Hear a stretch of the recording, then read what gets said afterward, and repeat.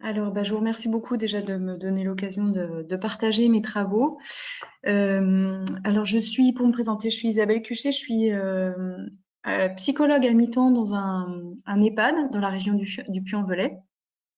Donc, je m'occupe notamment, enfin, mon travail notamment au quotidien, c'est d'accompagner des personnes âgées en fin de vie, pas que ça, mais un petit peu. Et mon sujet de recherche en psychologie, de façon générale, c'est mon sujet de thèse. Enfin, ma thèse va s'intéresser au bien-être des professionnels de santé qui accompagnent des patients en fin de vie.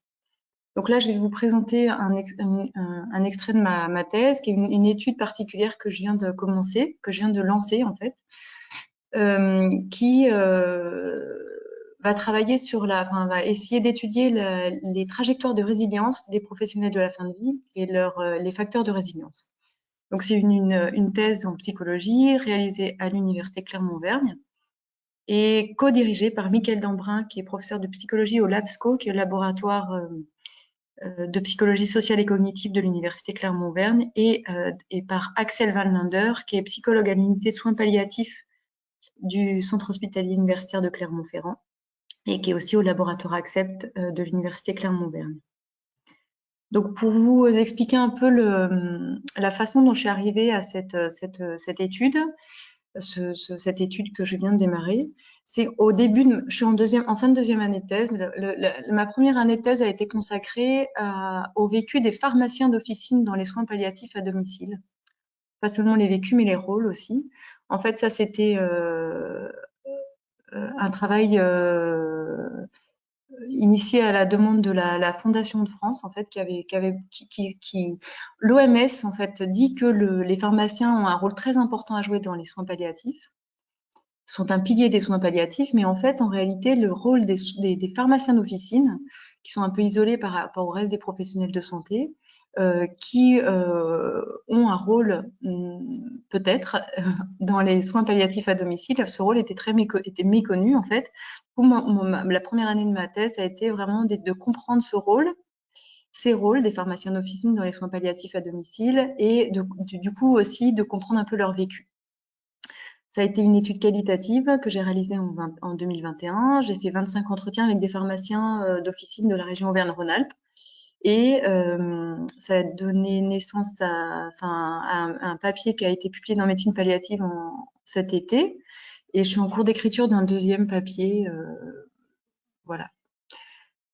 Ça, c'est sur les pharmaciens. Donc, une chose qui est ressortie de ce travail, c'est que les soins palliatifs sont source à la fois de grande satisfaction et de stress pour ces professionnels de santé. C'est vraiment des vécus assez forts que les pharmaciens d'officine ont à travers les soins palliatifs à domicile. Il y a donc des sentiments d'impuissance, d'incompétence, d'échec quand on n'arrive pas à gérer par exemple la douleur d'un patient ou les difficultés des aidants, un sentiment de rejet aussi parfois, peut-être du patient, mais aussi des aidants, de la communauté médicale en général, de culpabilité. Mais il y a aussi, à l'inverse, des forts sentiments d'utilité quand un pharmacien d'officine travaille dans les soins palliatifs, accompagne un patient en soins palliatifs, sentiment d'utilisation de ses compétences, parce que c'est un travail assez complexe, d'accomplissement aussi. Ça rejoint certaines valeurs parfois chez les pharmaciens. Donc, tous ces éléments m'ont amené à m'interroger sur est-ce que tout ça, c'est des éléments communs à tous les professionnels de la fin de vie? Et je me suis un peu plongée dans la littérature, donc sur les vécus des professionnels de la fin de vie. Et en effet, déjà, quand on regarde la réalité, ces personnes, ces professionnels sont exposés de façon répétée à la détresse et à la mort d'individus. Ça, c'est leur quotidien, en fait. Et ça suffit, d'après le manuel diagnostique et statistique des troubles mentaux et des troubles psychiatriques, de s'interroger sur le fait que ces professionnels peuvent subir un trouble de stress post-traumatique, PTSD. Donc, c'est simplement ce que dit le DSM-5, c'est le fait d'être confronté à la détresse et à la mort d'autrui en tant que témoin. C'est un événement traumatique potentiel, EPT, qui peut engendrer un trouble de stress post-traumatique. Donc, en effet, il y a une réalité, enfin, potentiellement, il y a une réalité chez les professionnels de la fin de vie. Pour ceux qui sont pas familiers avec ce trouble, les troubles de stress post-traumatique, il y a différents symptômes qui peuvent apparaître, qu'on peut voir. Il y a notamment des phénomènes d'intrusion ou d'hypervigilance. On est toujours en alerte. Intrusion, c'est vraiment le fait d'avoir des flashs en fait de l'événement traumatisant qui reviennent régulièrement dans notre cerveau. Peut y avoir de l'émoussement émotionnel, donc c'est-à-dire l'incapacité à ressentir ses émotions, beaucoup d'anxiété, du désespoir. Et il y a aussi, il peut y avoir, c'est pas toujours le cas, mais il peut y avoir une perturbation de la spiritualité. Donc ça, c'est lié un petit peu au sens de la vie, perte du sens. Et des phénomènes d'évitement, ça c'est lié au fait, par exemple, que on va éviter un trajet en voiture ou un trajet à pied, on va éviter un trajet dans un quartier parce que ça va trop nous rappeler les événements. Voilà. Donc, et j'ai rajouté vicariant dans la diapo parce que vicariant, c'est dans le sens où c'est pas là en l'occurrence pour les professionnels de santé qui travaillent en fin de vie dans les soins palliatifs, c'est pas eux qui vivent l'événement, c'est-à-dire que c'est pas eux qui souffrent, ce sont pas ni les personnes qui vont mourir ni les proches, mais en tant que témoins simplement, ils vivent l'événement en tant que témoins. C'est pour ça qu'on appelle ça du stress post-traumatique vicariant. C'est le fait d'être témoin, en fait. Ce qui m'a amené aussi au concept de fatigue compassionnelle. Ça, c'est chez les professionnels de santé en particulier. C'est quand le stress post-traumatique vicariant s'ajoute à de l'épuisement professionnel, le burn-out que tout le monde connaît, les détresses du fait des attentes du travail et des conditions de travail. Donc ça, c'est un phénomène aussi qui est bien connu chez les professionnels de santé. Le burn-out, on l'a vu aussi pendant le Covid, mais c'est pas nouveau. Les professionnels de santé sont, sont très fortement pressurisés, puis sont soumis au burn-out. Donc, quand s'ajoute du burn-out plus ce stress post-traumatique vicariant, ça nous amène à un concept de fatigue compassionnelle. C'est un état d'épuisement et de dysfonctionnement, à la fois biologique, physique et social, en raison d'une exposition prolongée au stress de la compassion et à tout ce qu'il évoque. Et on rapporte en effet beaucoup de fatigue compassionnelle chez les soignants en soins palliatifs. Jusqu'à 78% des infirmières en soins palliatifs rapportent de la fatigue compassionnelle. Ça, c'est un papier de 2020. Alors après, donc comme chez les pharmaciens d'officine, il n'y a pas que le stress et la fatigue de la compassion, il y a aussi la satisfaction compassionnelle qui peut apparaître quand on prend soin d'autrui, en fait, tout simplement. Le soin des individus en souffrance offre aussi un potentiel de satisfaction compassionnelle. C'est la gratification émotionnelle du fait de prendre soin des autres. Et ça pourrait être un facteur de contrebalancement à la fatigue compassionnelle. Donc c'est un peu, donc la théorie, enfin la littérature nous ramène un peu, enfin me confirme un peu ce que j'ai vu dans mes entretiens avec les pharmaciens d'officine, c'est-à-dire que voilà, il y a du stress, mais il y a aussi de la satisfaction. Donc moi, ce que j'aimerais faire dans cette étude, c'est prédire, enfin, est-ce qu'il est possible, ma question, c'est est-ce qu'il est possible de prédire l'impact des prises en charge de fin de vie sur le bien-être des professionnels de la fin de vie et savoir dans quelle direction ils vont aller, plutôt vers de la satisfaction compassionnelle ou vers de la fatigue compassionnelle, et aussi quels seraient les facteurs qui vont permettre aux soignants, aux professionnels de façon générale, d'aller plutôt vers de la satisfaction, plutôt vers de la fatigue. Alors pour ça, je me suis intéressée donc à toute la théorie de la résilience, qui est en fait, pour faire simple, la résilience, c'est la réponse positive d'un individu face à l'adversité, le trauma, la tragédie, les menaces ou toute source signifiante de stress. Donc la résilience peut apparaître après un tremblement de terre, un deuil, un divorce, un accident, toutes sortes d'événements potentiellement traumatisants dont on parlait tout à l'heure en fait. Il y a un chercheur qui s'est beaucoup intéressé à cette résilience, c'est Bonanno, qui a étudié justement les trajectoires de résilience donc dans la durée en fait, parce que la résilience s'étudie dans la durée. On ne peut pas regarder le bien-être d'une personne juste à un instant T.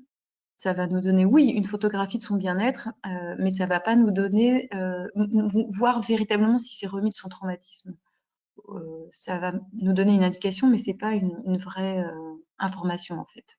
Donc Bonanno, ce qu'il nous dit, c'est qu'il faut vraiment étudier des trajectoires de bien-être sur le long terme, sur la durée, après un événement potentiellement traumatisant. Et lui, ce qu'il a regardé, ce qu'il a observé avec toutes les études qu'il a réalisées, lui et ses collègues, hein, et aussi beaucoup d'autres chercheurs. Donc après un événement potentiellement traumatisant, donc comme je vous disais, ça peut être tout et enfin toute source de stress en fait. On a en gros 4 trajectoires possibles. Donc là, vous voyez sur la diapo, on a l'événement potentiellement traumatisant dans le temps qui arrive. Et alors, on a soit, voilà, on était en bas, c'est les trajectoires de, enfin, c'est quand on est en bonne santé, on est dans un état de bien-être. Donc on est en bas, on a l'événement potentiellement traumatisant. Tout à coup, on est en détresse. L'événement nous traumatise, nous rend en détresse. Puis on n'arrive pas à s'en sortir, on est en détresse chronique. Voilà, sur le long terme, on n'arrive pas à remonter la pente. Donc détresse chronique, c'est à peu près 10% des individus. Ensuite, on a une autre trajectoire possible, c'est qu'on était bien, on était dans un état de bien-être, on a l'événement potentiellement traumatisant qui, en effet, nous traumatise et on est dans un état de détresse, mais petit à petit, on va vers un rétablissement. Donc, dans la durée, c'est pour ça qu'il faut regarder ça dans la durée. Petit à petit, on se remet de nos difficultés et on se rétablit. Ça, c'est à peu près 20% des individus. Ensuite, on peut avoir, on était bien, et puis on a l'événement. Au début, ça nous fait pas grand-chose. Puis finalement, en fait, on s'aperçoit qu'on tombe petit à petit en détresse. Ça, c'est la trajectoire de détresse différée, c'est à peu près 10% des individus. Et enfin, on a la dernière trajectoire qui est on était bien, et puis on a l'événement potentiellement traumatisant, mais qui finalement ne nous traumatise pas, justement, et on arrive à gérer, et on est en résilience. Et ça, en fait, la résilience, ce dont on s'est aperçu, c'est que ça représente plus de 60% des trajectoires d'état psychologique des individus. Ça veut dire que dans la plupart des cas, on est résilient en fait. On arrive à s'en sortir, à gérer nos événements potentiellement traumatisants. Donc voilà un peu pour la théorie de la résilience. Donc moi, je me suis dit que c'est ce que je voulais faire sur les professionnels des soins palliatifs. Je voulais étudier leur trajectoire de résilience parce qu'en fait, il y a eu énormément d'études sur le bien-être des professionnels de la fin de vie, ça, elles existent déjà, mais comme je vous disais, souvent c'est des études qui sont prises à un temps T. Donc on fait une photo à un temps T, savoir si les soignants vont bien. Ça ne nous indique pas si justement ils étaient en situation de être en train de tomber en détresse. Pour l'instant, ils vont bien, mais ils sont en train d'aller vers la détresse, vers une trajectoire de détresse, ou à l'inverse, oui, ils ont souffert, mais finalement ils sont en train de se rétablir. Ça nous dit pas, ça nous donne un peu des indications, mais ça nous dit pas tout. Et en plus, il y a une autre chose qu'on ne connaît pas tellement chez les professionnels de la fin de vie, c'est du coup, quels vont être les prédicteurs de ces trajectoires. Moi, ce que j'aimerais comprendre aussi, c'est est-ce qu'il y a des facteurs, qui soient environnementaux ou individuels, qui pourraient permettre de prédire si l'individu va partir plutôt en résilience, plutôt en détresse, plutôt voilà, en rétablissement, etc. Donc, parmi les facteurs environnementaux, bien sûr, il y a l'organisation du travail. C'est lié aussi au burn-out dont je parlais tout à l'heure. Il y a le soutien social dont peuvent bénéficier les professionnels. Ça, c'est très important. Enfin, c'est un élément qui semble sans doute est très important. Et puis, pour les facteurs d'ajustement individuel, c'est nos ressources psychologiques qui nous permettent de faire face aux événements. Alors justement, les facteurs d'ajustement individuel que j'ai décidé d'étudier plus particulièrement, c'est ceux qui ont démontré un lien fort avec un état psychologique positif des soignants exposés à des soins de fin de vie. Je me suis concentrée sur 3 facteurs particuliers. L'attention au moment présent, donc ça c'est l'habilité à porter son attention sans jugement sur l'instant présent. Ça va être beaucoup, c'est ce que rapportent beaucoup les soignants quand ils sont justement ils accompagnent un patient en fin de vie, ils savent que le patient va décéder dans les jours à venir. Ils sont 100% avec eux, avec ce patient, avec lui ou avec les proches. Et puis, quand le patient va décéder ou quand ils rentrent chez eux le soir, ils sont capables de passer complètement à autre chose et pas du tout de ruminer sur la détresse de leur patient. Ils arrivent à être attentifs au moment présent. Il y a la compassion envers soi-même aussi, qui est un facteur important. C'est la faculté d'être touché par ses propres souffrances, sans les éviter, avec le désir de les soulager avec bienveillance. C'est un élément qui semble assez important en effet la faculté d'être capable de reconnaître ses difficultés et sans se juger, sans se culpabiliser, et au contraire en voulant s'aider soi-même à se sentir mieux. Et il y a aussi un dernier élément qui m'intéresse beaucoup, c'est la flexibilité psychologique. C'est un peu lié à l'attention au moment présent. C'est la capacité d'un individu à se connecter aux expériences présentes, tout en avançant vers des buts qui correspondent à ses propres valeurs. Donc ça, ça fait référence beaucoup enfin, ça s'intègre dans la théorie de l'acceptation et de l'engagement, c'est-à-dire accepter ses difficultés, ses souffrances, parce qu'on avance vers ses valeurs. Donc c'est accepter les difficultés. Par exemple, donc moi, pour les personnes âgées que je côtoie beaucoup, ça peut être par exemple accepter l'anxiété d'un voyage. Voilà, ce voyage au Canada va me rendre très anxieux, j'aime pas les voyages, je stresse, ça va être difficile. Mais pourtant, je vais le faire parce que moi, ce que je veux, c'est rendre visite. Enfin, ce qui est important pour moi, c'est ma famille, c'est mes enfants qui sont au Canada. Donc, je vais faire l'effort de passer par-dessus mon anxiété parce que je vais vers mes valeurs qui est par profiter de mes enfants. Voilà. Donc, ces trois éléments, je vais les intégrer dans mon étude. Qui a pour objectif donc de mesurer les trajectoires psychologiques des professionnels de la fin de vie. Alors j'aimerais prendre le plus de professionnels possible, donc à la fois des médecins, des infirmiers, des aides-soignants, aussi des paramédicaux ou des ASH, des agents de services hospitaliers, parce que eux aussi sont souvent en contact avec les personnes en fin de vie, puis eux aussi peuvent avoir des difficultés à gérer ces décès de personnes avec lesquelles ils établissent des liens. Donc c'est une étude sur le moyen terme, donc comme je vous disais, pour étudier des trajectoires en fonction des stresseurs potentiels. Donc je vais regarder les stresseurs professionnels, mais aussi personnels, et les accompagnements de fin de vie, à la fois en quantité et en qualité. Et après, je voudrais relier ces trajectoires avec les ressources psychologiques de chacun. Alors je vais pas peut-être vous m'attarder trop longtemps sur les, ah oui, parce que je vois que c'est presque l'heure, sur tous les questionnaires que j'ai intégrés. On a le temps, Bon, vous en faites pas. ah ok, d'accord. Bon, alors donc en fait mon étude c'est simplement un questionnaire en ligne que je diffuse à tous que je viens de lancer en fait le 20 octobre, ça a été officiellement lancé à tous les professionnels de la fin de vie. Donc je me suis appuyée, j'ai été aidée par la Société française d'accompagnement et de soins palliatifs qui a accepté de diffuser mon étude aux professionnels de la fin de vie. Donc c'est un questionnaire en ligne. Donc je vais demander aux professionnels de remplir au temps T1, donc en ce moment en fait au mois de novembre, et au temps T2 dans 6 mois, et pour voir leur trajectoire et leurs ressources. Donc les types de stresseurs que je vais étudier, ça va être les stresseurs professionnels. Par exemple, notamment, je parlais du soutien social tout à l'heure, donc je m'intéresse un peu aux relations avec les collègues, je regarde un peu la qualité de vie au travail, des types de stresseurs personnels aussi. C'est possible, on va avoir des trajectoires de bien-être qui vont pas forcément être liées au stress d'accompagnement de la fin de vie, mais peut-être à des stress personnels. Je vais regarder donc quand même beaucoup les accompagnements de fin de vie en quantité et en qualité. Et alors après, les ressources psychologiques que j'interroge, ça va être donc, comme je vous disais, l'attention au moment présent. Donc tout ça, c'est avec des questionnaires qui ont été validés par la littérature internationale.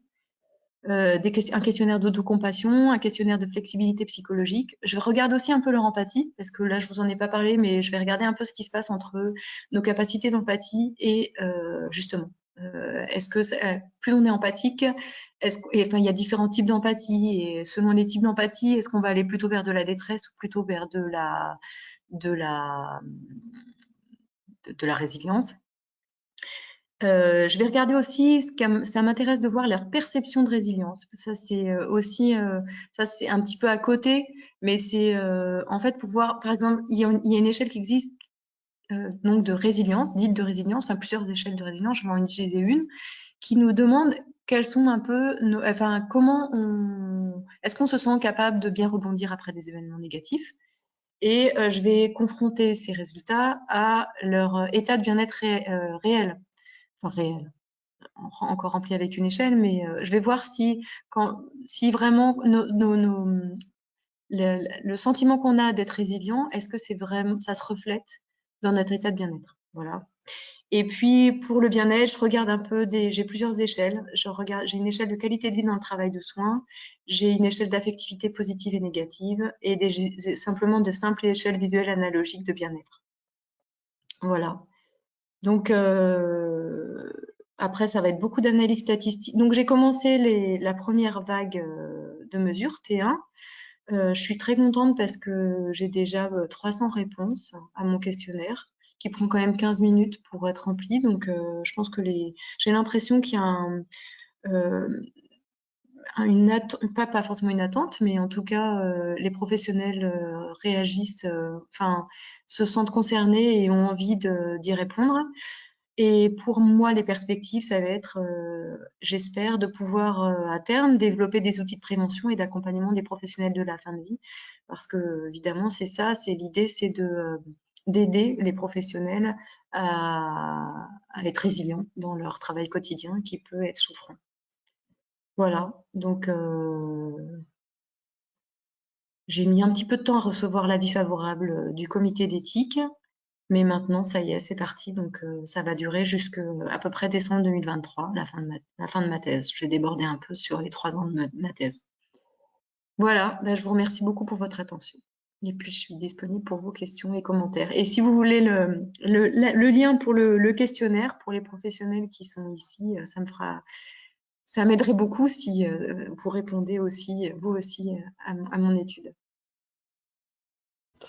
Merci beaucoup. Ben, si vous voulez, vous pouvez copier-coller Ouais, le lien dans le chat et nous, de notre côté, on pourra éventuellement diffuser.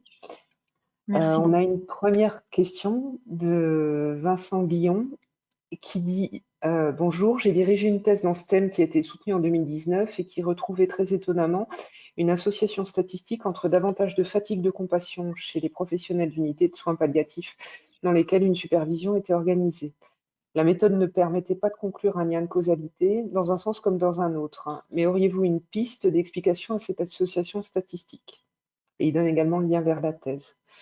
Euh, Monsieur Guyon, si vous voulez allumer votre caméra également et discuter, il y a pas de souci, hein. Oui, alors je veux bien essayer d'allumer la caméra, mais jusqu'à présent, ça ne fonctionnait pas. Alors, c'est pas Ah, une mauvaise on vous volonté, entend, hein, mais on voit mais un écran noir, oui. ouais, voilà, j'ai pas réussi à la faire fonctionner malheureusement, mais ce serait bien volontiers autrement. Merci pour la lecture de ma question. C'était une petite thèse, une thèse de médecine et on avait 131 répondants. On avait beaucoup de difficultés méthodologiques. C'est pour ça que je suis resté modeste sur la portée des résultats, mais on a été interpellé finalement par le résultat inattendu en se disant Oui, c'est ça c'est assez étonnant. Alors, bon, il y a toujours l'hypothèse de savoir est-ce que les services dans lesquels on sent qu'il y a une fatigue de compassion un peu plus intense, on va mettre en place des outils et donc il y a plus de chances de trouver une supervision dans ces services-là.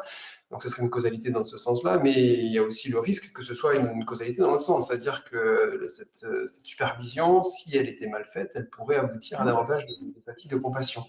Et finalement, on était resté sur ce doute-là parce que la question n'avait pas été réabordée, mais je suis très heureux de voir que cette question continue d'intéresser des chercheurs. Et je me permettais voilà, de rebondir sur ce doute qui persiste chez moi depuis maintenant 3 ans et que j'ai pas élaboré davantage. Ben, je vous remercie beaucoup. Déjà, je suis bien contente. Moi aussi, si vous avez le lien vers la thèse, ça me fera bien plaisir de la lire. Est-ce que c'est moi qui siffle ou...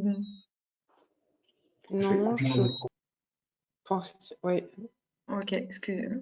Non, mais je suis d'accord avec vous. Et enfin, j'ai pas d'hypothèse. Je suis désolée, j'ai pas d'idée comme ça brûle pour point.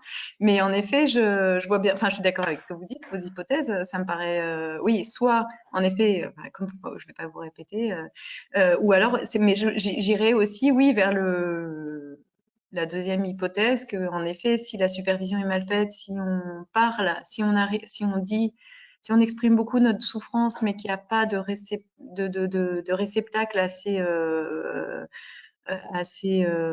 soutenant pour accueillir la détresse, ça peut ça peut prendre des trajectoires dans le mauvais sens.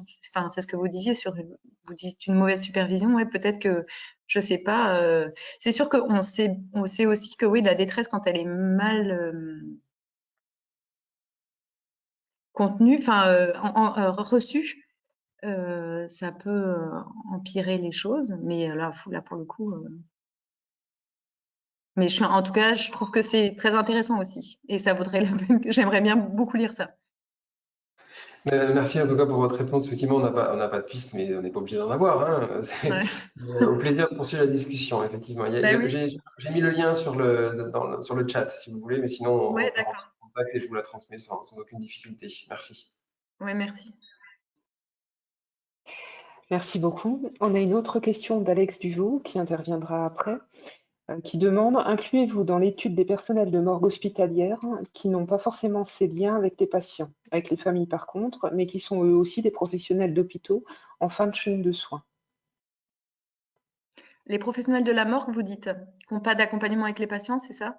Ah bah oui, je n'inclus pas ces professionnels dans l'étude. Ça, c'est sûrement très intéressant aussi. Je vous remercie pour cette idée. Mais là, moi, mon propos était vraiment, mon propos était d'interroger la souffrance des professionnels qui accompagnent le patient aussi, enfin, et les familles. Mais ça peut, parce que oui, il y a des relations qui se créent avec le patient qui sont, enfin qui sont là présentes, qui seront pas présentes avec dans un accompagnement à la morgue. Et du coup, je pense que ça doit quand même pas mal être assez différent. C'est aussi un temps plus long. Enfin, en général, c'est un temps plus long quand même. L'accompagnement en soins palliatifs, enfin, ça peut. Donc en effet, j'y ai pas pensé. Puis je pense que c'est un petit peu différent quand même. Euh, Ok. Non, non, mais ça répond à ma question. C'était vraiment une question simplement comme ça. Comme souvent, la morgue est mise un peu à part dans les mm. hôpitaux. C'était un peu ça ma question. Malgré tout, il y a quand même, enfin, ils viennent quand même malgré tout chercher les corps dans certains hôpitaux, dans les salles, donc dans les, pardon, excusez-moi, je suis un peu malade, dans les unités de soins palliatifs, etc. Donc il y a quand même, en tout cas, de l'interaction professionnelle. C'est pour ça que je posais la question, mais je comprends tout à fait que ce soit pas le cas. Merci. Ouais, mais ouais, c'est vrai que ça pourrait être intéressant aussi, hein, de voir un peu tout ce que ressentent, enfin de comprendre, d'étudier le vécu de ces professionnels de la morgue, ça doit sûrement être très intéressant aussi, ouais.